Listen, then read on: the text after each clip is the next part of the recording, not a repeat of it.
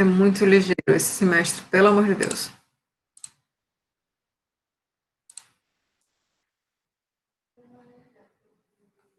Pronto.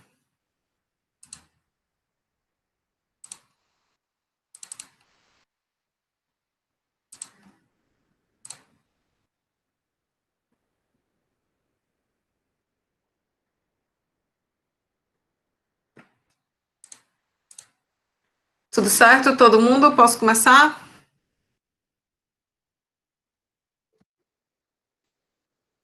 Olá.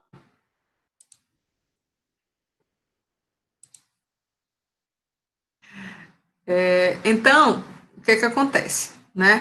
A gente estava falando a respeito de análise dimensional nessas últimas aulas, a gente estava falando o que são esses grupos adimensionais, como que a gente pode chegar num dado grupo adimensional, como é que a gente faz essa análise dimensional para um problema,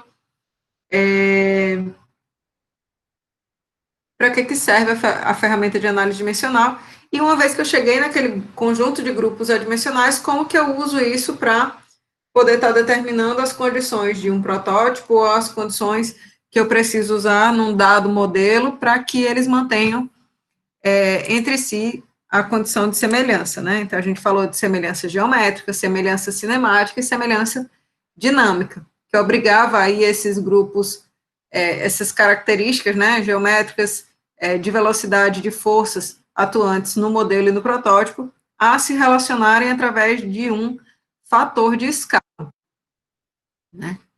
E aí, no final, quando a gente estava falando ainda dessa parte de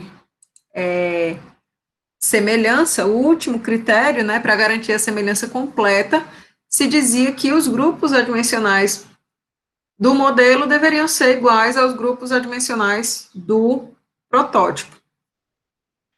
E aí a gente aprendeu como que a gente determinava quais que eram esses grupos adimensionais para um dado problema físico qualquer, em que eu soubesse, né, quais que eram os parâmetros que eram importantes para esse problema físico.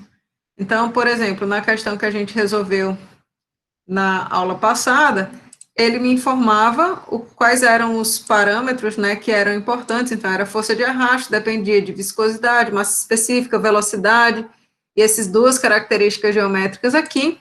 Então, eu tinha 6 parâmetros, né?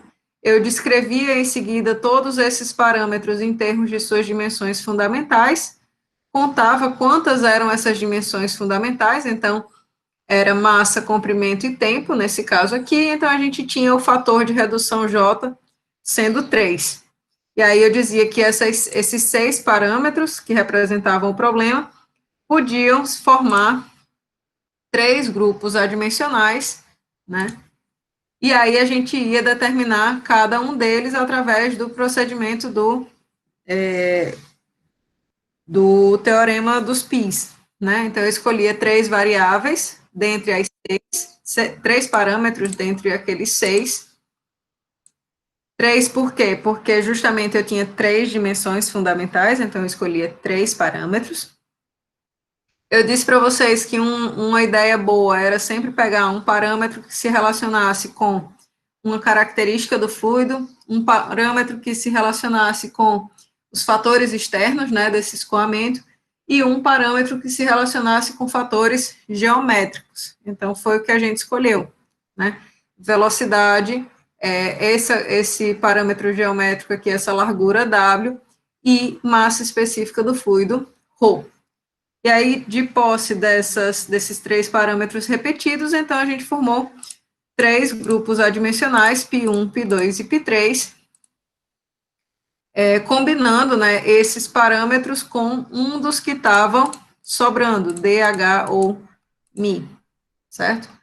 Quando a gente pegou para determinar esse primeiro grupo adimensional aqui, π1, então a gente queria, na realidade, determinar quem eram esses expoentes, alfa, beta e gama, que faziam com que esse conjunto aqui, ρ, V, W e D, formassem um adimensional. E aí a gente fez essa matemáticazinha aqui, né, botando todas as dimensões de cada uma desses parâmetros aqui, sobre cada um desses expoentes, né, coeficientes que eu tinha que determinar, e aí a gente calculou quem era alfa, quem era beta e quem era gama, né. De posse disso, a gente pôde determinar quem era esse grupo adimensional aqui, π1, certo? Ficaram dúvidas nessa resolução na aula passada? Como é que ficou para vocês? Me digam aí se deu certo.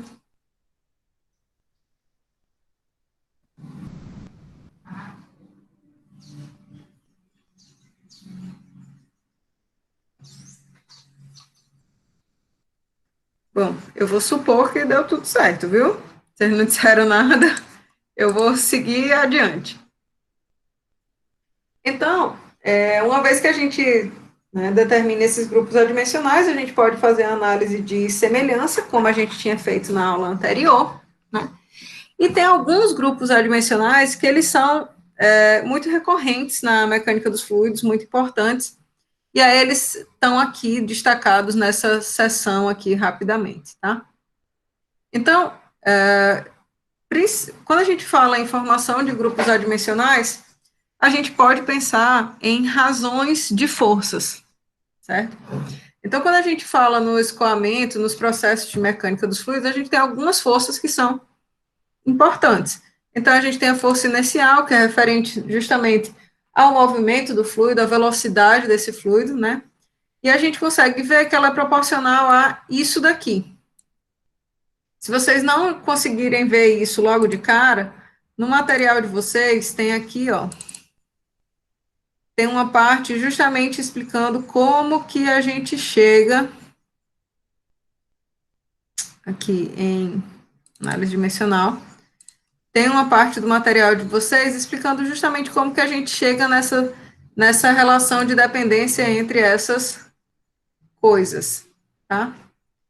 Então, por exemplo, ele explica aqui como que a gente chega nessa dependência da força de inércia com a velocidade ao quadrado e uma dimensão de comprimento ao quadrado, certo?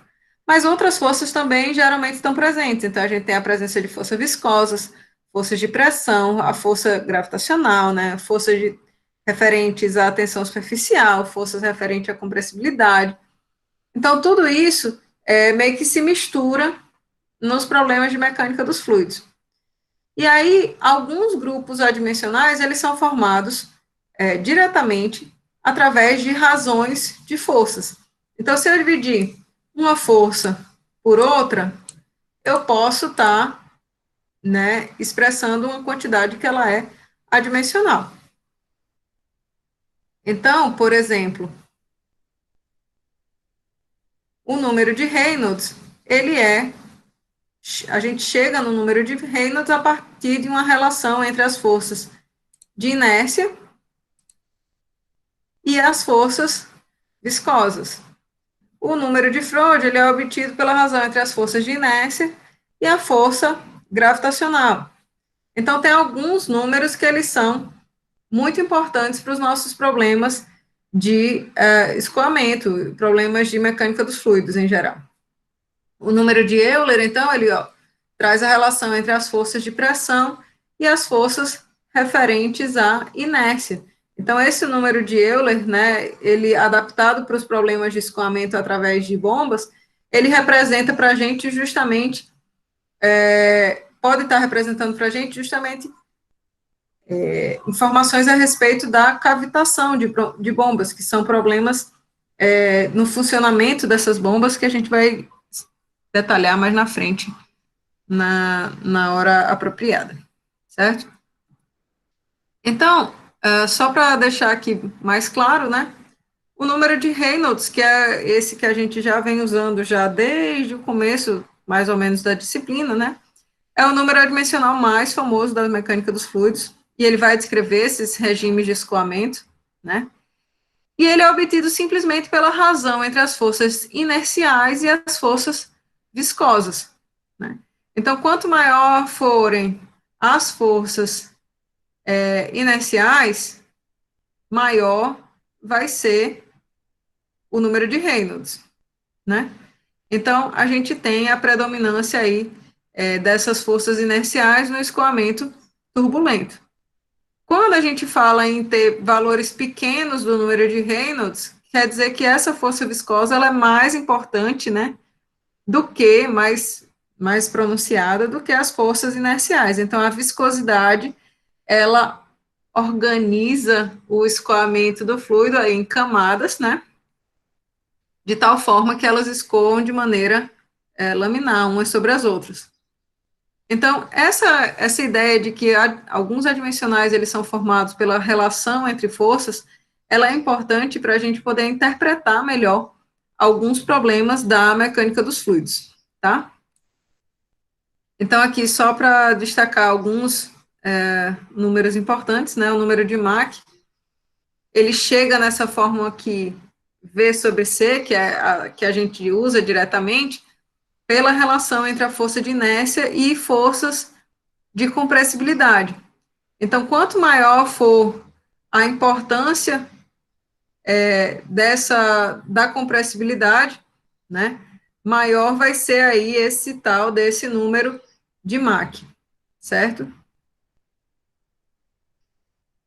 Não está assim diretamente, né, mas é a medida da razão entre essas duas coisas, tá? E aí a gente tem alguns outros adimensionais que são de interesse para a gente, né? O número de Freud, que vai estar relacionado com a importância do peso desse fluido, né? Então, é a razão entre forças de inércia e forças gravitacionais, certo? E esses números aqui, ó, número de Nusselt, número de Prandtl, vão tratar para a gente a importância dos processos de transferência de calor em relação aos processos relacionados com o escoamento do fluido, né? Então, por exemplo, o número de Nusselt, ele traz a relação entre o fluxo de calor por convecção, ou seja, aquele que tem a mistura das camadas de fluido, né, tem digamos assim, tem a contribuição da velocidade desse fluido que está escoando em relação ao fluxo de calor por condução, né? Que é justamente uma transferência de calor microscópica, né, a nível molecular. O número de Prandtl, então, traz a relação entre a difusão da quantidade de movimento e a difusão da quantidade de calor. Então, a gente percebe que os números adimensionais, eles não estão relacionados somente com esses aspectos de escoamento puramente do fluido, né? A gente tem adimensionais sendo formados e caracterizando vários aspectos dos escoamentos, né, aspectos térmicos, aspectos de concentração, inclusive, de transferência de massa também, que podem ser formados através dessa mesma ideia. Beleza?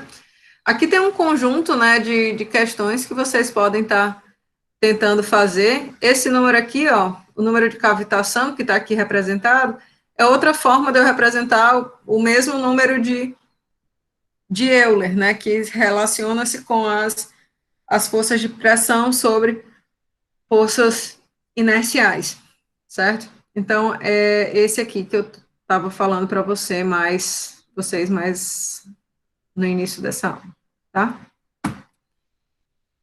Então, pessoal, dessa parte de análise dimensional, o que que serve, para que serve a análise dimensional, seria basicamente isso, tá? Se não tiverem mais dúvidas, né, a respeito desse assunto, se vocês acharem que está tudo tranquilo, a gente pode começar a falar a respeito de escoamento viscoso interno.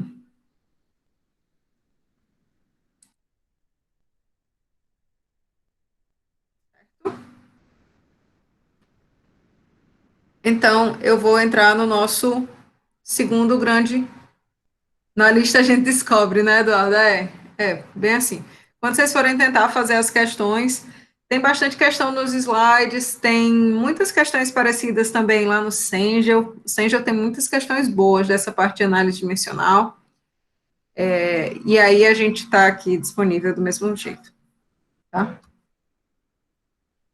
Então, nessa terceira parte aqui, né, do nosso escoamento, do nosso estudo, né, a gente vai tratar disso aqui, de escoamento viscoso interno. O que acontece, né? Até agora, a gente falou que a viscosidade é essa propriedade que reflete a tendência, né, desse fluido resistir a um movimento. Então, ela vai mostrar se um fluido resiste mais, resiste menos, quando uma dada tensão cisalhante é aplicada. Ela corresponde ao atrito, né, entre as moléculas desse fluido e tudo mais. Beleza, isso a gente já sabia, né? E que para fluidos newtonianos a gente pode expressar essa viscosidade, né, como uma relação entre a taxa, a tensão que é aplicada e a taxa com que esse fluido é deformado, a taxa de deformação du/dy. Excelente. Só que, quando a gente estava trabalhando, né, nos nossos escoamentos até agora, a gente estava se atendo aí a escoamentos em que esses efeitos viscosos, eles não eram pronunciados. Então, a gente usava a equação de Bernoulli, em que a gente dizia que o escoamento de um fluido incompressível, não viscoso, em regime permanente, na ausência de bombas, etc., etc., né? E agora, a gente vai começar a passar para esse outro lado aqui dos escoamentos de fluido, né? Então, a gente vai ver que o efeito da viscosidade, ele é medido, né, com base no número de Reynolds, que vai dizer para a gente se o escoamento, ele é laminar ou turbulento. No caso do escoamento laminar, esses efeitos viscosos, eles são muito pronunciados, e eu não tenho como desprezar a contribuição deles de forma alguma. Já no escoamento turbulento, apesar de existirem efeitos viscosos, a gente vê que os efeitos inerciais são mais importantes. Então, a viscosidade está presente, ela existe, tem um valor lá bem definido e tal, mas os efeitos decorrentes da velocidade, né, da inércia desse escoamento, ele vai ser mais pronunciado aqui no caso do escoamento turbulento, certo? E aí, nesse nosso estudo de agora, a gente vai trabalhar em duas frentes. Uma relacionando-se com o escoamento interno, que é como eu falei para vocês, que seria um dos grandes temas da gente agora, e o outro, escoamentos externos, que a gente fala um pouquinho, mas que vocês realmente vão se aprofundar quando vocês, quem for, né, obviamente, quem for para um curso, por exemplo, de mecânica, que vai ter que pagar a mecânica dos fluidos 2, tá? E aí, Vige, eu não sabia que esses slides estavam aqui também, tá? Vou passar aqui. Desculpa aí, pessoal, ligeiramente. Tá. Então, como eu falei para vocês, a gente tinha aqueles grupos adimensionais que são importantes para descrever os escoamentos, né? E justamente o número de Reynolds vai dar para a gente essa relação entre as forças viscosas e as forças inerciais. Então, no escoamento em regime laminar, tudo é muito lindo, né? A gente tem as camadas do fluido aqui interagindo umas com as outras de maneira bem descrita, né, através daquela lei de Newton da viscosidade. E aí a gente tem a possibilidade de obter uma solução analítica direta para essas situações, certo? Já no escoamento turbulento, como os efeitos inerciais eles se tornam mais pronunciados, então a gente tem mistura entre essas camadas de fluidos, é mais difícil a gente não consegue, né, ter uma relação direta entre tensão aplicada e a viscosidade do fluido, né? E aí a gente diz que não é possível uma solução analítica direta. Então, quando a gente for trabalhar com a modelagem desses escoamentos turbulentos, infelizmente, a gente vai ter que se apoiar em ferramentas de análise dimensional, em ferramentas de experimentação, em correlações empíricas, etc., para poder conseguir chegar a algum resultado que represente a realidade, certo? Então,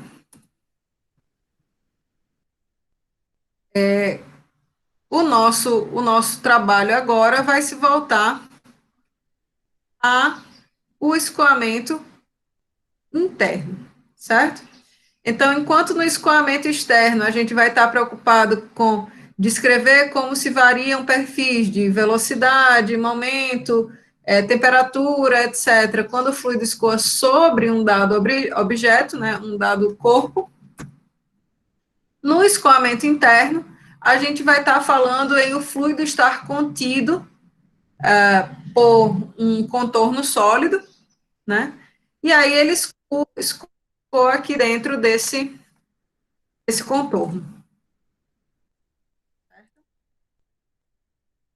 Então, por exemplo, aqui ele está explicitando o escoamento de um fluido dentro de uma tubulação, né? E aí mostra o perfil de velocidade.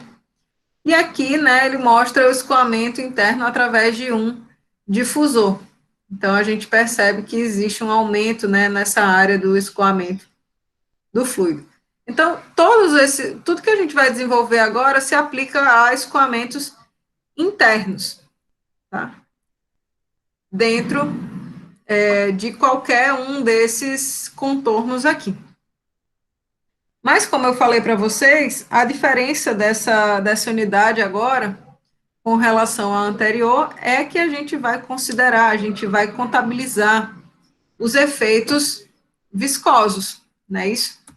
Então, a gente pode se perguntar, como que a existência de um contorno sólido, né, aqui está representado bem simplesmente através de uma placa plana, como que a informação de que existe um contorno sólido imóvel, né, parado, ela é propagada entre uma camada e outra do fluido, né?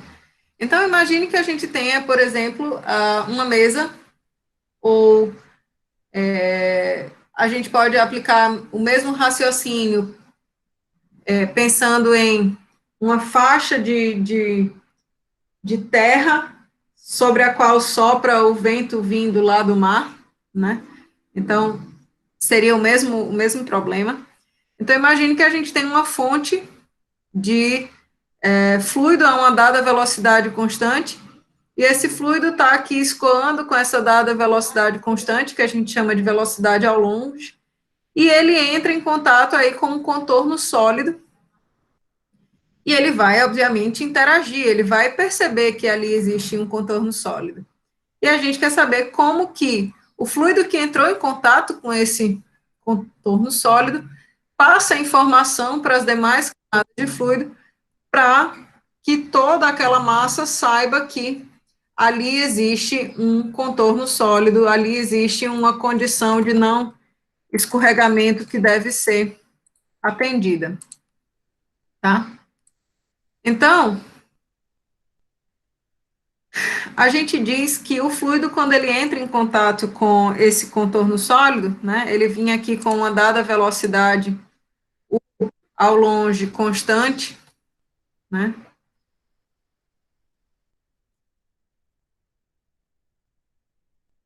ele vinha com uma dada velocidade u ao longe aqui constante, né, e aí quando ele entra em contato com essa superfície que está estacionária, ele tem que obedecer à condição de não escorregamento, condição de não deslizamento, na qual o fluido que entra em contato com essa porção, né, com essa parte estacionária, ele vai adquirir a velocidade da própria superfície. Então, estando ela com velocidade igual a zero, a velocidade do fluido também será zero. Então, esse fluido que está aqui em contato, ele adquire velocidade igual a zero. E aí ele vai retardar a camada seguinte de fluido. retardar a camada seguinte, retardar a camada seguinte, através de um mecanismo de transferência, né, de quantidade de movimento laminar, certo? Difusional, entre uma camada e outra de fluido. Então, à medida que o fluido escoa sobre essa placa plana, né, a partir dessa borda de ataque aqui, a informação de que existe aqui uma superfície estacionária, ela vai se passando de uma camada para a camada seguinte. E quem é responsável por esse efeito é justamente a viscosidade. Qual o papel da viscosidade? Ela vai, né, desacelerar o fluido que antes estava se escoando com uma velocidade u ao longe, né? Porém, perceba que existe uma região na qual esses efeitos são pronunciados, né? Mas existe aqui, fora dessa região aqui, próxima à placa, uma região que ainda não foi perturbada pela presença da placa, né? Na medida que eu me caminho, né, para posições mais e mais adiantes ao longo dessa direção X, né, na direção do escoamento, mais e mais fluido, né, vai sendo perturbado pela presença dessa placa aqui. Continua existindo uma região que não foi perturbada? Continua. Mas eu consigo ver que, na medida que eu caminho ao longo dessa placa daqui, existe uma região, né, que vai aumentando de tamanho, e essa região é a região na qual se percebe o impacto, né, a presença desses efeitos viscosos, a importância desses efeitos viscosos para o escoamento do fluido, certo?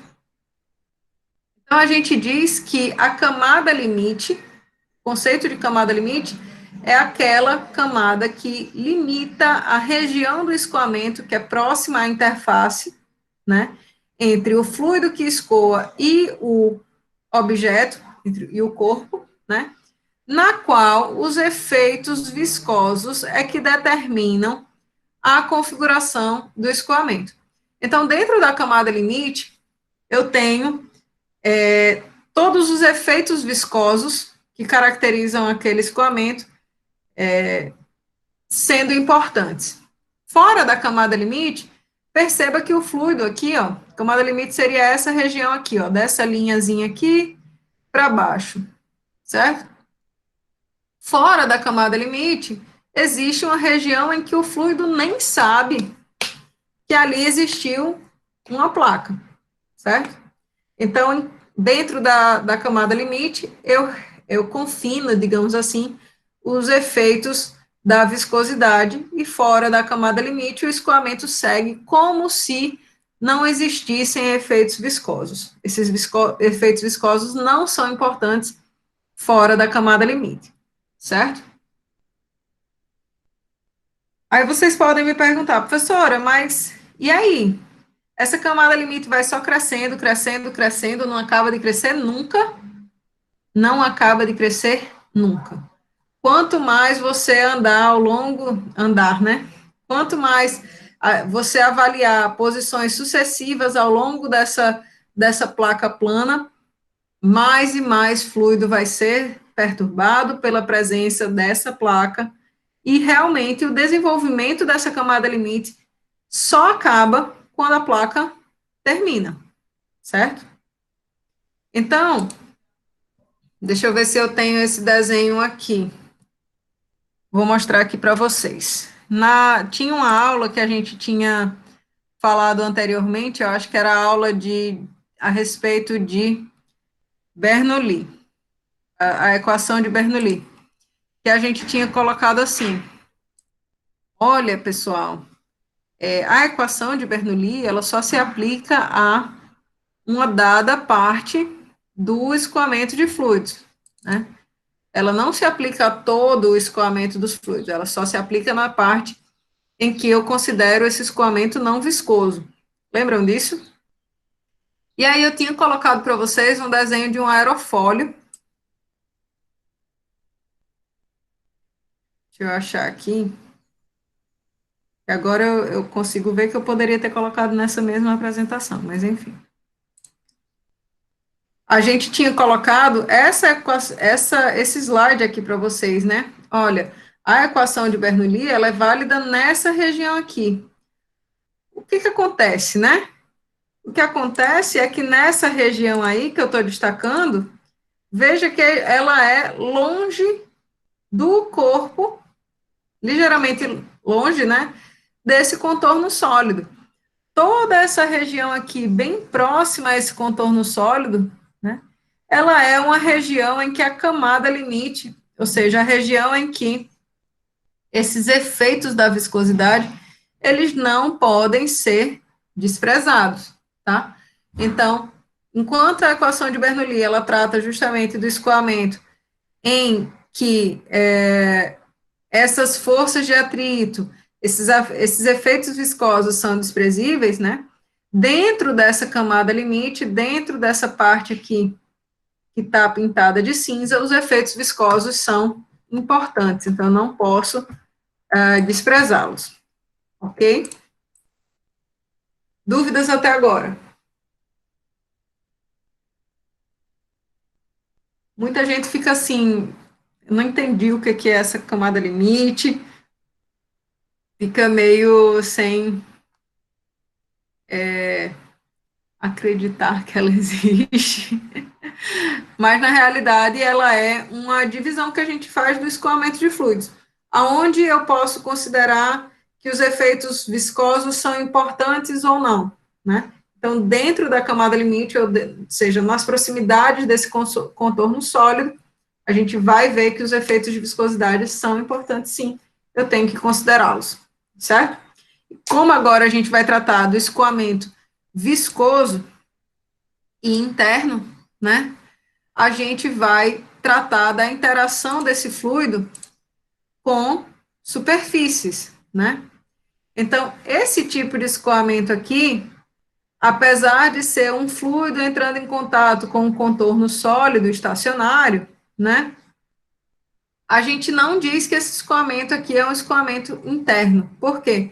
Porque ele é aberto para interagir com o ar, com outros fluidos, enfim. Então, aqui a gente chama de escoamento em canal. Porém, quando a gente fala do escoamento de fluidos através de dutos, tubos, restrições, difusores, válvulas, etc., então a gente está tratando aí dos escoamentos internos, porque eles são completamente restritos por paredes sólidas, tá? Então, a gente pode pensar em exemplos de escoamento internos dos mais variados tipos, né? A gente pode pensar no gasoduto nordestão, que a gente faz justamente o escoamento da produção de gás entre os estados. Pode pensar aí no escoamento do sangue através das nossas artérias, inclusive através do próprio coração, porque, enfim, né, se tiver algum vazamento, alguma parte desse sistema aqui que estiver aberto, a gente sabe que a gente vai, na realidade, perder sangue, vazar esse fluido, né, para fora. Então, aqui, em qualquer parte do nosso sistema circulatório, etc., a gente está falando em um escoamento interno, né? Aqui, por exemplo, é destacado para vocês, né, justamente o escoamento de gás de um tanque, né, de um navio, para uma unidade de recebimento, né? Mas vocês podem extrapolar isso aqui para N situações. Então, pode pensar no escoamento de água dentro da sua casa, pode pensar através das redes de distribuição, unidades de tratamento de efluentes, etc., produção de têxteis, enfim. São vários os exemplos de escoamento interno, certo? E aí, o que a gente vai fazer? A gente vai primeiro analisar qualitativamente esse escoamento interno, viscoso. Em seguida, a gente vai analisar ele quantitativamente para o escoamento laminar. E depois a gente vai para o caso turbulento, certo? Então, primeiro, qualitativamente, certo? Então, imagine assim, que a gente tenha um fluido que ele vai estar entrando dentro de uma tubulação qualquer, né? Esse fluido ele pode estar entrando nessa tubulação, vindo, por exemplo, de um tanque muito grande. E geralmente a gente considera que existe uma seção de alimentação do fluido e uma seção de descarga do fluido, certo? Quando a gente fala nessas entradas, né, dentro de uma tubulação, nessa uma seção como esta daqui, a gente geralmente admite que esse perfil de velocidade seja uniforme, tá? Então, a gente tinha o fluido dentro de um tanque muito, muito grande, né? E ele está entrando dentro de uma dada tubulação com um perfil de velocidades uniforme. Então, todos os valores da velocidade em qualquer ponto aqui são os mesmos, né? Mas o que que aconteceu?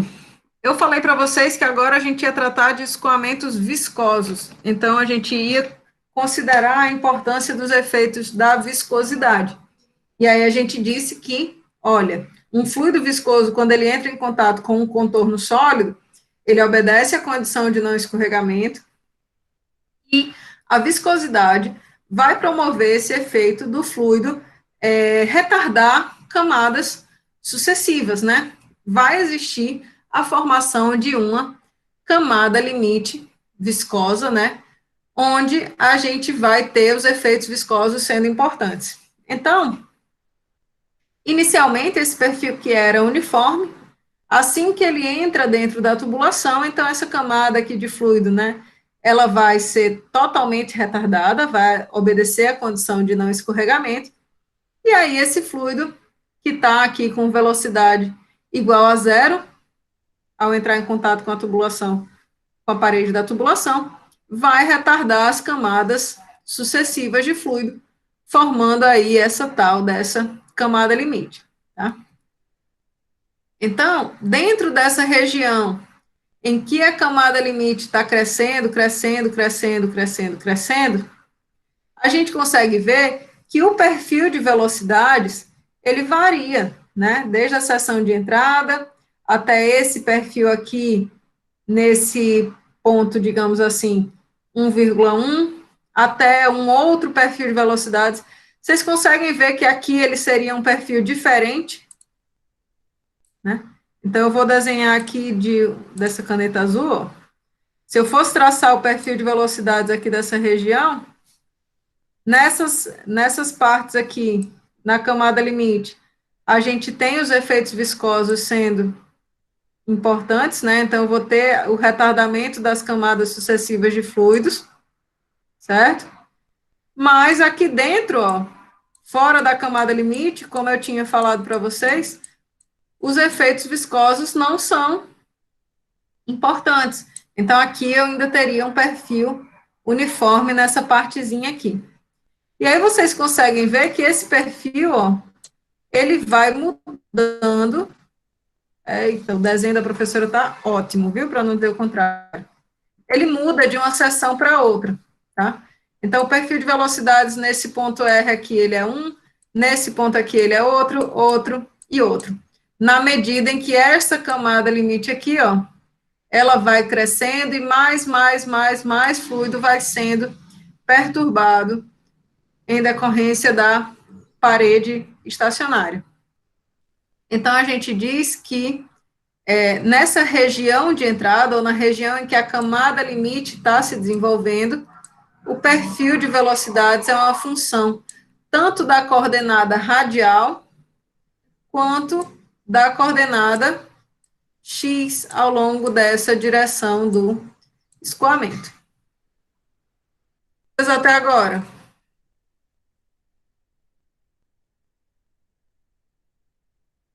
Ok, Luana, falo sim. Dúvidas a respeito do que estou falando?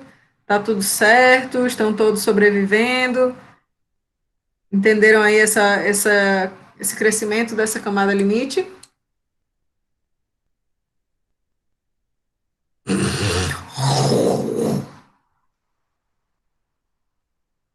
Então, vou continuar, certo?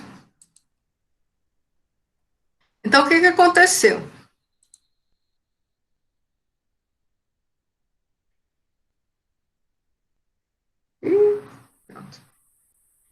Então, enquanto essa camada limite ela ia se desenvolvendo, né, desde a seção de entrada até ela alcançar essa linha de centro aqui, existia sempre uma região do escoamento em que os efeitos da viscosidade, eles não eram percebidos, certo? Só que essa camada limite, ela vai crescendo, crescendo, crescendo, até que ela toma totalmente a seção transversal do escoamento.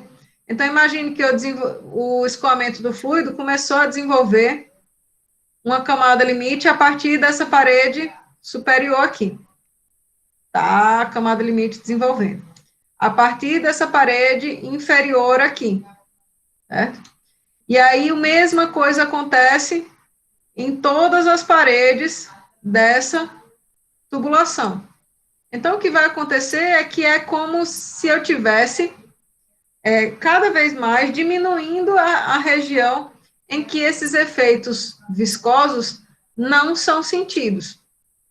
E vai chegar um momento, né, uma dada posição nesse escoamento, em que não vai ter nenhuma região que não sinta a presença dos efeitos viscosos. Então, a gente diz que a partir desse ponto, o escoamento ele vai ser completamente desenvolvido. Por quê?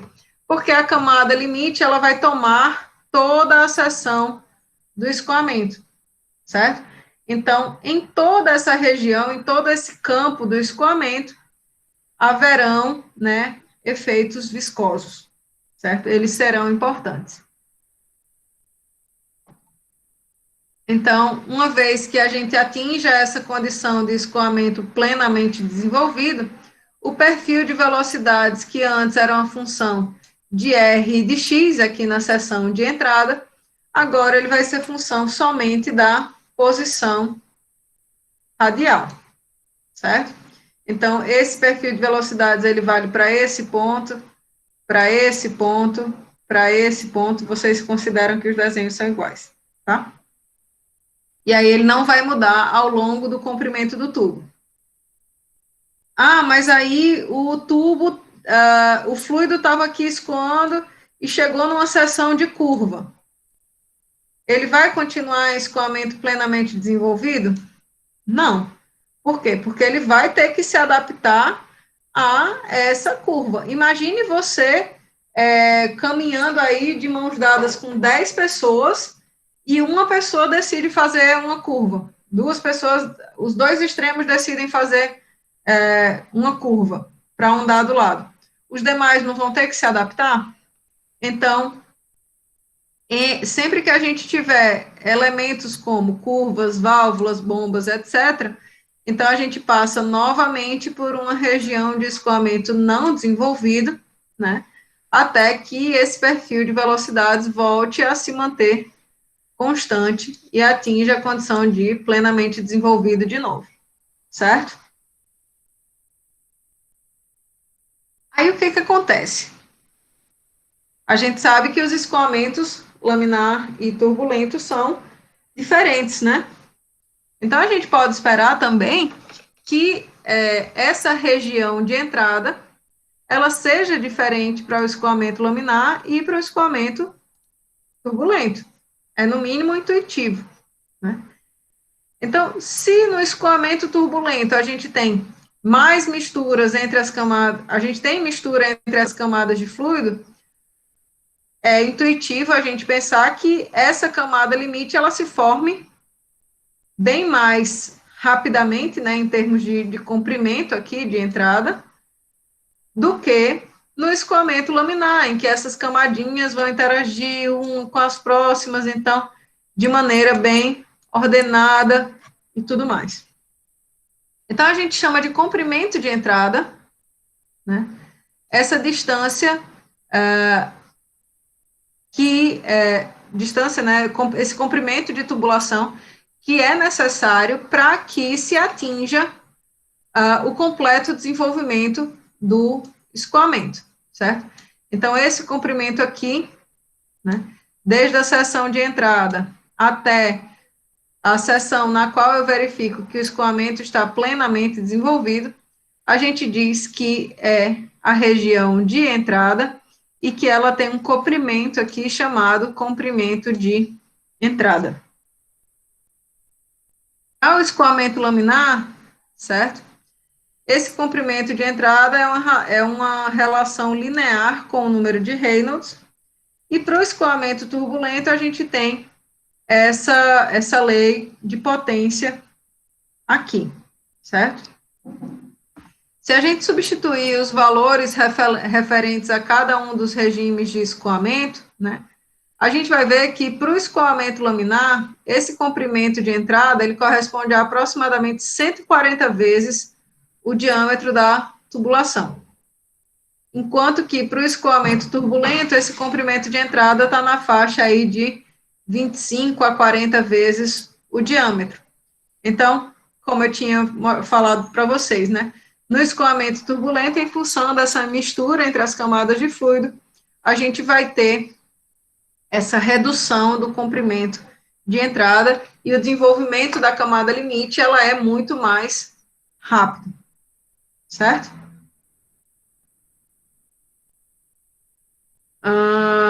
Não vou fazer isso hoje.